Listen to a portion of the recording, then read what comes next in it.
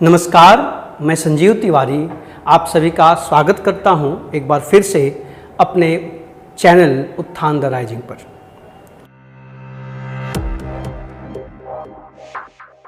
पिछले सेशन में मैंने ये चर्चा की थी कि जो बेसिक कॉन्सेप्ट होता है प्रेपोजिशन का, कि प्रेपोजिशन किसी वर्ब के बाद तभी आता है जब वर्ब इंट्रांजिटिव होती है और उसके बाद आने वाला नाउन या प्रोनाउन उस प्रेपोजिशन का ऑब्जेक्ट होता है। बात यहाँ तक हुई थी। एक चीज़ मैं आपको ये बताना चाहता हूँ कि जब मैंने आपसे कहा कि जब वर्ब इंट्रांजिटिव होती है तभी प्रेपोजिशन आता है, ये सुनकर ये देखकर शायद आप ये सोचें कि सर हम लोगों ने तो देखा है, जैसे आप इस तरह के सेंटेंस देखे होंगे कि ही रोट टू मी या I will read to you. इस तरह के सेंटेंस शायद आपके सामने आए तो आपके मन में एक दुविधा उत्पन्न हो शायद कि सर राइट तो ट्रांजिटिव वर्ब है, रीड भी ट्रांजिटिव वर्ब है, इसके बाद भी ये प्रेपोजिशन आया, तो फिर आपकी ये बात कैसे सही है कि केवल इंट्रांजिटिव के बाद ही प्रेपोजिशन आता है, ट्रांजिटिव के बाद नहीं आता। तो ये एक अलग मुद्दा है। सच ये है कि जब आप कहते हैं कि आई राइट अ लेटर, तो यहाँ पर ये जो राइट है ये ट्रांजिटिव वर्ब का कार्य कर रहा है निश्चित रूप से। देखिए इसके बाद सीधे ऑब्जेक्ट आया। जब आप कहते हैं कि I will write to you, तो यहाँ पर ये जो वर्ब है अब ये इंट्रांजिटिव बन गई। तो ये एक अलग मुद्दा है, इसकी चर्चा अभी नहीं। मैं बस इसलिए इसकी चर्चा शुरू किया ताकि आप बीच में कहीं कंफ्यूज ना हो कि हमारी बात गलत है, ट्रांजिटिव के बाद प्रेपोजिशन नहीं आता, यहाँ पर तो आ गया। तो साहब यहाँ पर ये है कि बहुत से ऐसी वर्ब्स हैं जो ट्रांजिटिव से इंट्रांजिटिव में कन्वर्ट हो जाती हैं, बहुत सी वर्ब्स हैं जो इंट्रांजिटिव से ट्रांजिटिव में कन्वर्ट हो जाती हैं, और जब ऐसा कन्वर्जन होता है तो जहाँ प्रेपोजिशन नहीं लगना हो लगने लगता है और जहाँ लगना हो वहाँ नहीं लगता है, जैसे यहाँ पर आप देख रहे हैं। ये एक अलग विषय है, इसकी चर्चा मैं तफसील से करूँगा। ट्रांजिटिव और इंट्रांजिटिव के कन्वर्जन का इंतज़ार करिए। आज मैं कोई और बात आपसे करना चाहता हूँ, जरा उसको ध्यान से देखिए। आप जब प्रेपोजिशंस का प्रयोग करने चलेंगे तो इसकी चर्चा मैं आगे करूँगा, आप निश्चिंत रहिए। इसके पहले एक बात समझिए कि जब आप प्रेपोजिशंस का प्रयोग करने चलते हैं तो कभी कभी टू और फॉर के प्रयोग को लेकर अक्सर आप कंफ्यूज रहते हैं। मामला क्या है समझिए। मामला ये है कि मैंने आपसे कहा कि ट्रांजिटिव वर्ब्स के बाद प्रेपोजिशन जनरली नहीं आते, बिल्कुल सही बात है।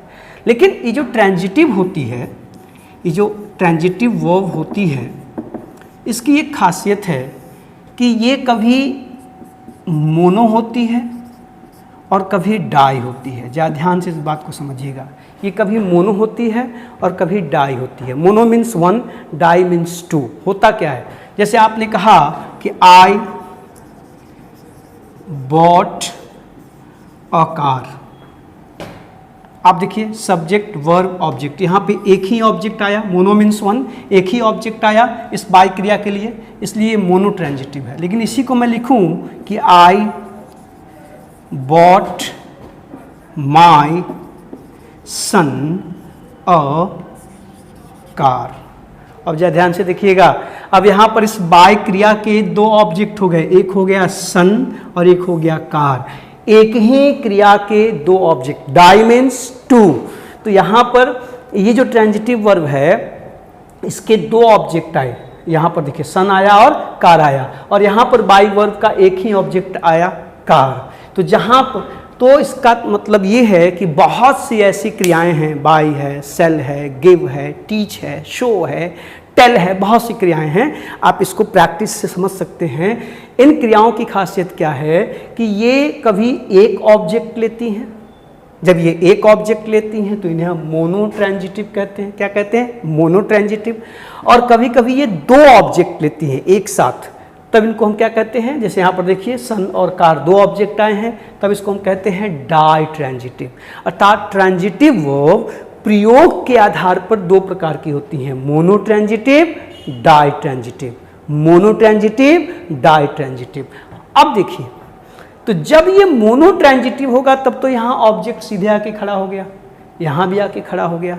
लेकिन जब इस मोनो ट्रांजिटिव का हम प्रयोग न करके डाई ट्रांजिटिव का प्रयोग करते हैं तो यहाँ पर देखिए दो ऑब्जेक्ट आए, ठीक। अब जब दो ऑब्जेक्ट आते हैं तो जाहिर सी बात है, अगर यहाँ पर ये एक ही ऑब्जेक्ट है तो ये डायरेक्ट ऑब्जेक्ट है।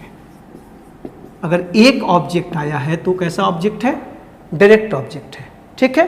लेकिन अगर दो ऑब्जेक्ट आ गए तो हम एक को कहते हैं इनडायरेक्ट ऑब्जेक्ट और एक को कहते हैं डायरेक्ट ऑब्जेक्ट।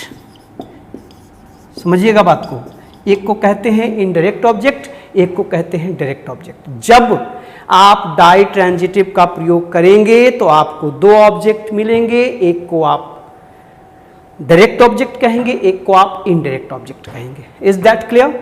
लेकिन ध्यान से देखिए, मैंने वहां इनडायरेक्ट किसको लिखा है, डायरेक्ट किसको लिखा है। अब ये बात मैं आपको समझा रहा हूं तो आपके मन में एक और प्रश्न उठेगा कि सर जी हम कैसे पहचानेंगे कि डायरेक्ट अथवा इनडायरेक्ट ऑब्जेक्ट कौन सा है। तो आइए जरा इसको संभाल लीजिए, तो मैं आगे चल रहा हूं, ठीक है। हो गया? देखिए जरा, तो जब आप वाक्य लिखते हैं और एक ही वर्ब के दो ऑब्जेक्ट्स आते हैं साहब, तो उसमें जो लिविंग थिंग होता है, जो सजीव होता है, उसे हम इनडायरेक्ट ऑब्जेक्ट मानते हैं, और जो नॉन लिविंग होता है, निर्जीव होता है, उसे हम डायरेक्ट ऑब्जेक्ट मानते हैं। जैसे मैं कहूं कि I taught her English, I taught her English. अब यहां पर देखिए दो ऑब्जेक्ट आया, हर और इंग्लिश। हर लिविंग है, पर्सन की बात कर रहा है, इंग्लिश एक विषय है, तो यहाँ पे जो हर है ये इनडायरेक्ट ऑब्जेक्ट है, ठीक है, और ये जो इंग्लिश है ये डायरेक्ट ऑब्जेक्ट है। आई बात समझ में?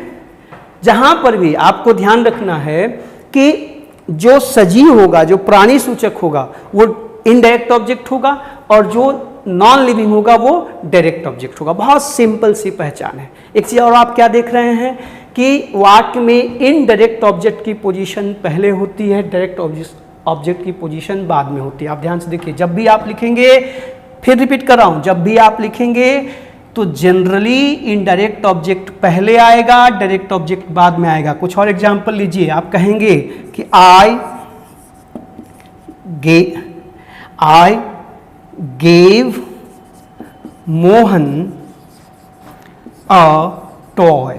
देखिए, फिर देखिए, पहले क्या आया, मोहन इनडायरेक्ट ऑब्जेक्ट, तब आया टॉय डायरेक्ट ऑब्जेक्ट। आप कोई भी सेंटेंस ले देखिए कि आई शोड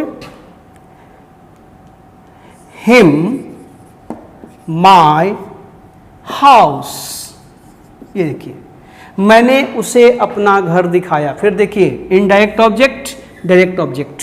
हमेशा आपको ध्यान रखना है कि जब दो ऑब्जेक्ट आएंगे तो उसमें जो लिविंग थिंग होगा वो इनडायरेक्ट ऑब्जेक्ट होगा, जो नॉन लिविंग होगा वो डायरेक्ट ऑब्जेक्ट होगा। और पैटर्न सेंटेंस का क्या होगा, पहले इनडायरेक्ट ऑब्जेक्ट आएगा, उसके बाद डायरेक्ट ऑब्जेक्ट आएगा। इतनी बात क्लियर हो गई।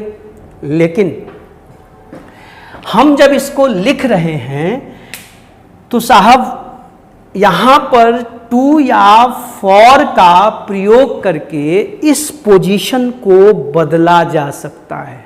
आई रिपीट, ये जो पोजीशन है ये पोजीशन बदल सकती है। अगर यहाँ हम टू या फॉर का प्रयोग कर लें तो जो डायरेक्ट ऑब्जेक्ट है वो पहले आ जाएगा और ये इनडायरेक्ट ऑब्जेक्ट बाद में चला जाएगा। हम ऐसा कर सकते हैं टू या फॉर का प्रयोग करके। अब यहाँ पर थोड़ी सी प्रैक्टिस करनी पड़ेगी। कुछ क्रियाओं के साथ टू आएगा, कुछ के साथ फॉर आएगा, वो आप अभ्यास से समझ जाएंगे। जरा इन बातों को आप ध्यान से देखिए। जैसे मैं एक करके दिखाता हूँ। जैसे ये पहला सेंटेंस है, तो जो पहला सेंटेंस है, इस सेंटेंस को आप चाहें तो ऐसे भी लिख सकते हैं कि I taught English to her. ध्यान से देखिएगा जरा, मैंने यहाँ टू का प्रयोग कर दिया, अब डायरेक्ट ऑब्जेक्ट पहले आ गया, इनडायरेक्ट ऑब्जेक्ट बाद में आ गया। इस सेंटेंस को भी आप चाहें तो लिख सकते हैं, मैं यहाँ लिख रहा हूँ, देखिएगा, I gave Mohan a toy, तो आप कह सकते हैं I gave a toy to Mohan. मैंने यहाँ ऐसी क्रियाओं का ही प्रयोग किया जहाँ टू ही आएगा। फॉर का एग्जाम्पल, अभी मैं आपको फॉर का एग्जाम्पल भी दिखा देता हूँ। इसी तरह से आप इस सेंटेंस को यहाँ लिख सकते हैं, देखिएगा, फिर यहाँ टू आ गया और पोजीशन बदल गई कि I sold my house to him. ये देखिए पोजीशन बदल गई, अब ये पहले आ गया, बाद में चला गया, टू का प्रयोग हो गया। आप अगर फॉर का एग्जाम्पल देखना चाहते हैं तो आपको एक एग्जाम्पल में फॉर का भी दे रहा हूं, ऊपर वाला मिटा के। ये देखिए, आप जैसे कह सकते हैं कि she bought me a chocolate, तो आप इसको लिख सकते हैं she bought a chocolate for me. देखिए, फॉर का प्रयोग होते ही पोजीशन बदल गई, डायरेक्ट ऑब्जेक्ट पहले आ गया, इनडायरेक्ट ऑब्जेक्ट बाद में आ गया। तो क्या सीखा आपने कि जब हम डाई ट्रांजिटिव का प्रयोग करेंगे, अर्थात ऐसी वर्ब्स जो एक साथ दो ऑब्जेक्ट्स लेती हैं, तो सेंटेंस का पैटर्न दो तरीके का हो सकता है। एक कि सब्जेक्ट, उसके बाद वर्ब, उसके बाद इनडायरेक्ट ऑब्जेक्ट, फिर डायरेक्ट ऑब्जेक्ट। ये जनरल पोजीशन है। लेकिन हम टू या फॉर का प्रयोग करके इसको पलट के लिख सकते हैं, तब डायरेक्ट ऑब्जेक्ट पहले आ जाएगा, इनडायरेक्ट ऑब्जेक्ट बाद में आ जाएगा। इसका मतलब क्या हुआ कि एक और पहचान तब इनडायरेक्ट ऑब्जेक्ट डायरेक्ट ऑब्जेक्ट के लिए आपके सामने आ गई कि जिसके साथ टू या जिसके पहले टू या फॉर का प्रयोग हो सकता है वो हमेशा इनडायरेक्ट ऑब्जेक्ट होगा, और जिसके पहले टू या फॉर का प्रयोग नहीं हो सकता वो हमेशा डायरेक्ट ऑब्जेक्ट होगा। आप इस सेंटेंस को ऐसे नहीं लिख सकते कि शी बॉट मी ना फॉर अ चॉकलेट, ऐसा वाक्य आप नहीं लिख सकते। आप नहीं कह सकते कि I gave Mohan to a toy, आप ऐसा सेंटेंस नहीं लिख सकते। तो इसका मतलब क्या हुआ कि टू या फॉर का प्रयोग हमेशा इनडायरेक्ट ऑब्जेक्ट के पहले होगा, डायरेक्ट ऑब्जेक्ट के पहले नहीं होगा। ये सिंपल सी पहचान है, इस पहचान को आप समझ सकते हैं। तो मोनोट्रांजिटिव मतलब एक ऑब्जेक्ट, तब प्रेपोजिशन बिल्कुल नहीं आएगा। लेकिन डाई ट्रांजिटिव मतलब दो ऑब्जेक्ट, तब वहाँ पे प्रेपोजिशन जरूर आएगा। वो क्या होगा, टू या फॉर। टू या फॉर का प्रयोग नहीं करेंगे तो पहले इनडायरेक्ट ऑब्जेक्ट तब डायरेक्ट ऑब्जेक्ट, और अगर टू या फॉर का प्रयोग करेंगे तो पहले डायरेक्ट ऑब्जेक्ट तब इनडायरेक्ट ऑब्जेक्ट। क्लियर? अब आपके मन में एक सवाल उठेगा, नहीं उठ रहा है तो उठना चाहिए कि सर जी इसमें से कौन सा तरीका बेहतर है, हम किसका प्रयोग करें। एक बात और, आज के पहले अक्सर आप सर इसको टू से नहीं लिख सकते, सर इसको फॉर से नहीं लिख सकते, ऐसे सवाल आप क्लास में किया करते थे। आज आपको जवाब मिल गया कि आप दोनों का प्रयोग कर सकते हैं। लेकिन दोनों का प्रयोग कर सकते हैं, जैसे ही मैं कह रहा हूं तो आपके मन में प्रश्न उठ रहा होगा कि विच इज द बेटर, इसमें से बेहतर कौन है, हम किसका प्रयोग कब करें। तो उसके लिए भी आपके पास जवाब है। ये आप समझ गए हैं तो मैं मिटा रहा हूं। आइए, अब आपके मन में प्रश्न उठ रहा होगा कि sir which one is the better, इसमें से कौन सा बेहतर है। हम जब अंग्रेजी में लिखें बोलें तो टू या फॉर का प्रयोग करके लिखें या बिना टू या फॉर के प्रयोग के लिखें। तो साहब इसका जवाब ये है कि आप विदाउट प्रेपोजिशन, विदाउट टू या फॉर, ठीक है, विदाउट टू और फॉर का प्रयोग करें। कब? ठीक है,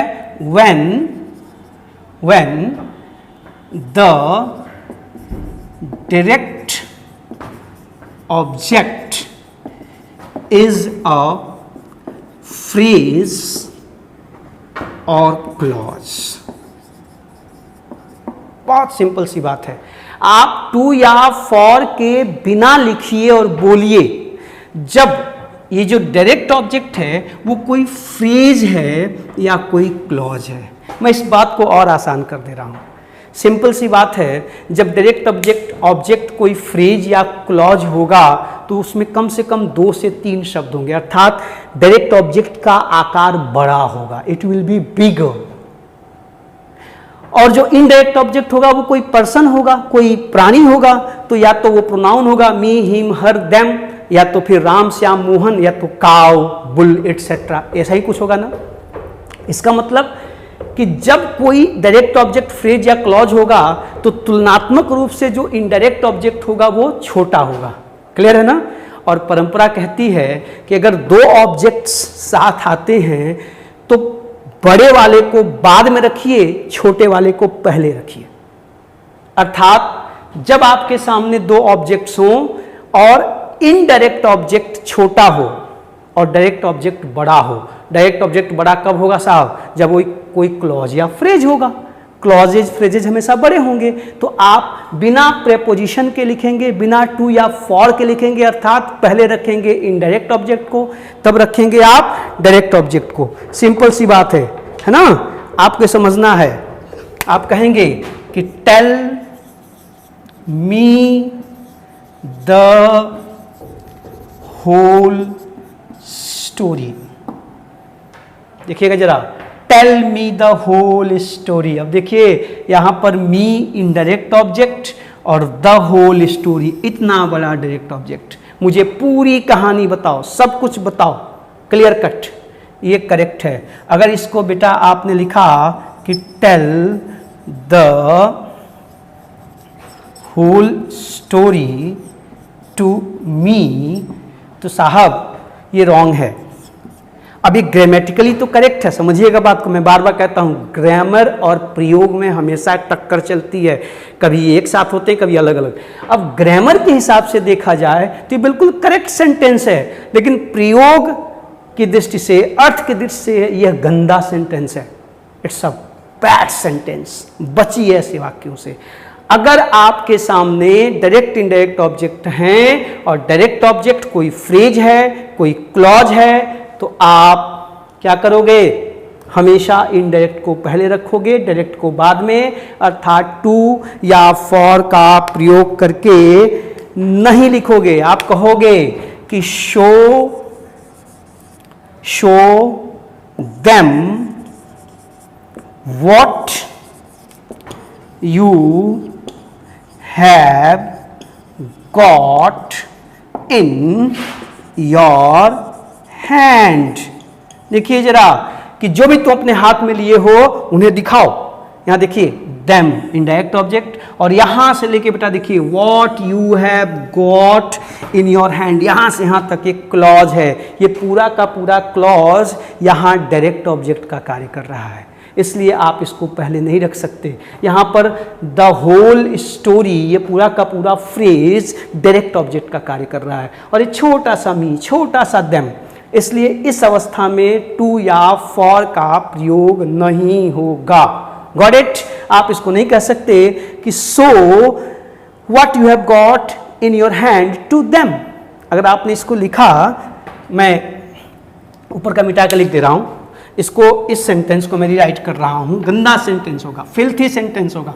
आप नहीं लिख सकते, आप इस तरह का वाक्य नहीं लिखेंगे कि show what you have got in your hand to them.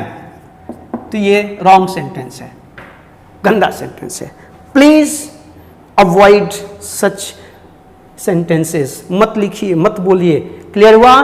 तो टू या फॉर के बिना कब? जब डायरेक्ट ऑब्जेक्ट कोई फ्रेज या क्लॉज होगा। इसके जस्ट ऑपोजिट आप टू या फॉर का प्रयोग कब करेंगे? मैं मिटा रहा हूं, आप संभाल लीजिएगा, ठीक है। देखिए टू या फॉर का प्रयोग आप कब करेंगे? जब जिसके ऑपोजिट हो जाए, अर्थात जो इनडायरेक्ट ऑब्जेक्ट है वो कोई क्लॉज या फ्रेज हो जाए। सुनाई दिया आपने? आप टू या फॉर का प्रयोग अवश्य करेंगे जब इनडायरेक्ट ऑब्जेक्ट कोई क्लॉज या फ्रेज हो जाएगा। आप देखिए यूज टू और for when the indirect object is a phrase or clause। समझिएगा बात को जरा, जस्ट अपोजिट हो गया। अब आप इसको ध्यान से देखिए कि क्या होगा। आप कहेंगे we kept seats, या ध्यान देना रे, सीट्स आ गया, निर्जीव है ना, डायरेक्ट ऑब्जेक्ट, देखो पहले रहा है seats for everyone who are our guests। ये देखिए, we kept seats for everyone who are our guests। ठीक है, who are की जगह वर कर लीजिए, सॉरी यहाँ पे पास्ट है ना, who were our guests। हमने, अब देखिए यहाँ पर ये सीट डायरेक्ट ऑब्जेक्ट है और everyone who were our guests ये पूरा का पूरा क्लॉज अब डायरेक्ट इनडायरेक्ट ऑब्जेक्ट है। एवरीवन हु पर्सन की बोध हो रहा है ना, देखो वे सभी लोग जो हमारे मेहमान थे, ये पूरा का पूरा क्लॉज यहाँ पर इनडायरेक्ट ऑब्जेक्ट है और ये जो सीट है ये डायरेक्ट ऑब्जेक्ट है। अब यहाँ आपको फॉर या टू का प्रयोग करके ही लिखना चाहिए साहब। यदि आपने लिखा कि वी केप्ट एवरीवन, सुन देखिए कितना गंदा सेंटेंस बनेगा, everyone who were our guests a seat. पढ़ो, कानों में लग रहा है कोई शीशा पिघला रहा है, कितना गंदा सेंटेंस है, फिल्थी सेंटेंस है, नहीं हो सकता। आप यहां पर फॉर या टू का ही प्रयोग करेंगे। सुनाई दिया? ये आप अपने कानों में डाल लीजिए, ठीक है। कैसे, क्या क्रम होगा? अब ये कंफ्यूजन नहीं होना चाहिए कि सर जी टू वाला लिखें कि फॉर वाला लिखें कि बिना टू फॉर के लिखें। सिंपल सी बात है कि जब आप यहां पर छोटा ऑब्जेक्ट, जो छोटा ऑब्जेक्ट होगा वो पहले आएगा, तो अगर डायरेक्ट ऑब्जेक्ट फ्रेज या क्लॉज होगा तो बड़ा होगा और इनडायरेक्ट ऑब्जेक्ट फ्रेज या क्लॉज होगा तो बड़ा होगा। तो जब डायरेक्ट ऑब्जेक्ट फ्रेज या क्लॉज है तो बाद में रखिए, और जब इनडायरेक्ट ऑब्जेक्ट फ्रेज या क्लॉज है तो उसको बाद में रखिए, और जब इनडायरेक्ट ऑब्जेक्ट को बाद में रखेंगे तो फॉर या टू का प्रयोग होगा। नॉर्मल सी बात है, क्लियर है? आप इस तरह से एक एग्जाम्पल और ले सकते हैं। आप चाहें तो एक एग्जाम्पल और ले लीजिए। जब भी क्लॉज या फ्रेज, मतलब बड़ा ऑब्जेक्ट छोटा ऑब्जेक्ट, ये दिमाग में बिठा लीजिए, हमेशा छोटा ऑब्जेक्ट पहले रखा जाता है और बड़ा ऑब्जेक्ट बाद में रखा जाता है। ये सिंपल सा, ठीक है ना। देखिए आप कहेंगे कि I had to show my pass. देखिए यहां पर पास क्या आया? डायरेक्ट ऑब्जेक्ट है, pass to the man who was standing at the door या एट द गेट। ये देखिए, अब यहां से देखिए, the man who was standing at the door, ये पूरा का पूरा क्लॉज जो है ये इनडायरेक्ट ऑब्जेक्ट है और ये पास डायरेक्ट ऑब्जेक्ट है। और इसको आप बिना टू या फॉर के नहीं लिख सकते बेटा जी लोग। कितना गंदा सेंटेंस बनेगा, सोचो, घटिया सेंटेंस होगा। इसलिए संभाल के, आज के बाद अब ये विवाद खत्म हो जाना चाहिए। पहली चीज कि टू या फॉर का प्रयोग करके लिख भी सकते हैं और नहीं भी लिख सकते हैं। कब? जब डायरेक्ट इनडायरेक्ट ऑब्जेक्ट आएंगे। अब आपको तय करना है कि कौन सा पहले कौन सा बाद, तो साइज के आधार पे, ठीक है। यहाँ एक चीज और आपको समझना है, छोटी सी बात और, एक दो चीजें और, ठीक है। 1-2 मिनट का, 3-4 मिनट का और चीजें देख लीजिए, ये बात समाप्त हो जाए। अगर डायरेक्ट ऑब्जेक्ट इट या देम हो, ध्यान से, if the direct object is it or them,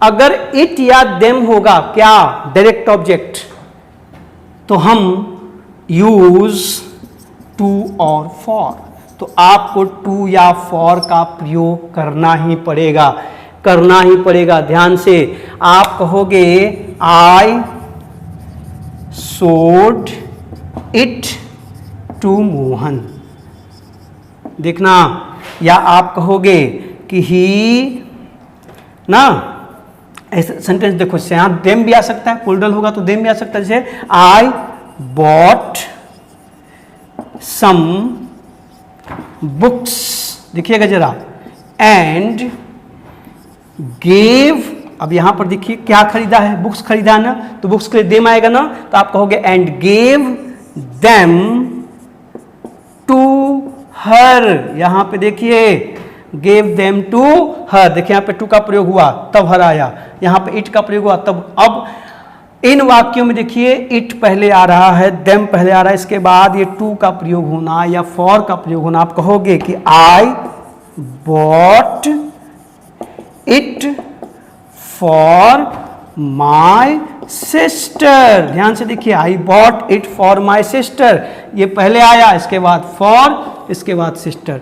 अगर इनडायरेक्ट ऑब्जेक्ट इट या देम है तो हमेशा पहले आएंगे, हमेशा पहले आएंगे, और वहां टू या फॉर का प्रयोग अवश्य होगा। आप ध्यान से देखिए, आप इसे ऐसे नहीं लिख सकते, यू कांट से, यहां देखिए मैं लिख रहा हूं कि आई शोड मोहन इट, इससे गंदा वाक्य नहीं हो सकता, इससे गंदा वाक्य नहीं हो सकता, ये बहुत ही गंदा वाक्य है, आप नहीं लिख सकते। आपको हमेशा यहां पर डायरेक्ट ऑब्जेक्ट पहले ही होगा, मतलब इट या देम हमेशा पहले आएंगे, उसके बाद टू या फॉर का प्रयोग अवश्य होगा, तब आप इनडायरेक्ट ऑब्जेक्ट को रखेंगे।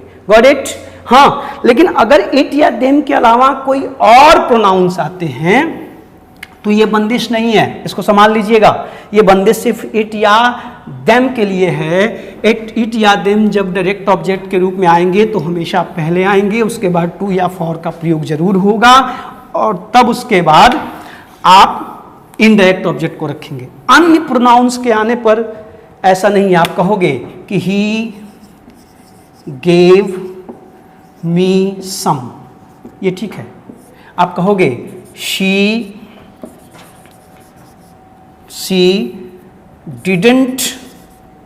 didn't buy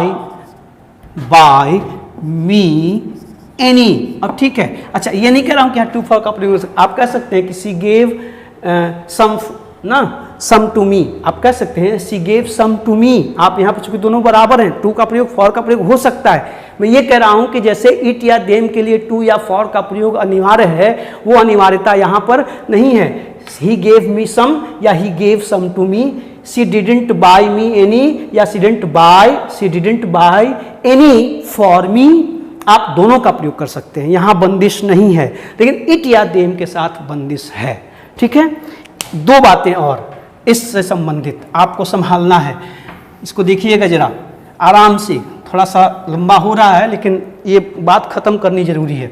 ये देखो, अगर शो आ जाए, टेल आ जाए, ठीक है, तो यहां पर आप शो के साथ, टेल के साथ, ठीक है, अथवा प्रॉमिस, एक और क्रिया है प्रॉमिस, तो यहां पर आप बिना प्रेपोजिशन के लिख सकते हैं क्या, शो मी, आप कह सकते हैं टेल देम, आप लिख सकते हैं प्रॉमिस अस। ये देखिए, अब यहाँ पर show to me, tell to me, promise to me, promise to us, ऐसा करने की जरूरत नहीं है। सो टेल प्रॉमिस के बाद सीधे ऑब्जेक्ट आ सकते हैं बिना टू या फॉर के, क्लियर है। लेकिन जब आप रीड अथवा राइट का प्रयोग करते हैं तो यहाँ पर टू का प्रयोग होना चाहिए। आप कहोगे रीड टू मी, आप कहोगे राइट टू हिम, ध्यान से देखिएगा, यहां टू का आना जरूरी है। रीड टू मी, मेरे लिए पढ़ो, राइट टू हिम, उसे पत्र लिखो, यहां पर देखिए टू जरूर आएगा, लेकिन यहां पर टू की आवश्यकता नहीं है, बिना टू के। प्रॉमिस, सो, टेल। एक छोटी सी बात और आप देख लीजिए, तो ये सेगमेंट आपको थोड़ा ये लंबा सेशन मैंने बनाया, चूंकि ये जुड़ी हुई बातें हैं आपस में, इनको कट नहीं किया जा सकता था, तो आपके ऊपर है, आप इसको देख लीजिएगा। पढ़ना है तो आधा घंटा और 20 मिनट में क्या अंतर है। देखिए जरा, अगर प्ले और सिंग आ जाए, प्ले और सिंग, तो इसके साथ आप टू का प्रयोग भी कर सकते हैं, टू एंड फॉर दोनों, टू एंड फॉर दोनों आ सकता है। देखिए आप कह सकते हैं प्ले टू मी अथवा प्ले फॉर मी, दोनों का प्रयोग होता है। आप बातचीत में लोगों को सुनते होंगे, दोनों करेक्ट है, यहाँ कंफ्यूज मत होइएगा। इसी तरह आप कह सकते हैं सिंग टू मी अथवा सिंग फॉर मी, दोनों करेक्ट हैं साहब, दोनों के दोनों करेक्ट हैं, आप दोनों का प्रयोग कर सकते हैं, इसमें कोई संदेह की बात नहीं। Sing to me, sing for me, both are correct. इस तरह से आपको ध्यान रखना है कि टू अथवा फॉर का प्रयोग हम ट्रांजिटिव वर्ब्स के साथ भी करते हैं और कभी नहीं करते हैं। कब करते हैं कब नहीं करते हैं मैंने तफसील से बताया है, पूरे सेशन को ध्यान से देखिएगा, थोड़ा लंबा सेशन है। कोई प्रॉब्लम होती है तो कमेंट बॉक्स में डालिएगा, चर्चा जारी रहेगी। बातें बहुत सी हैं, धीरे धीरे करके बताई जाएंगी। Thank you.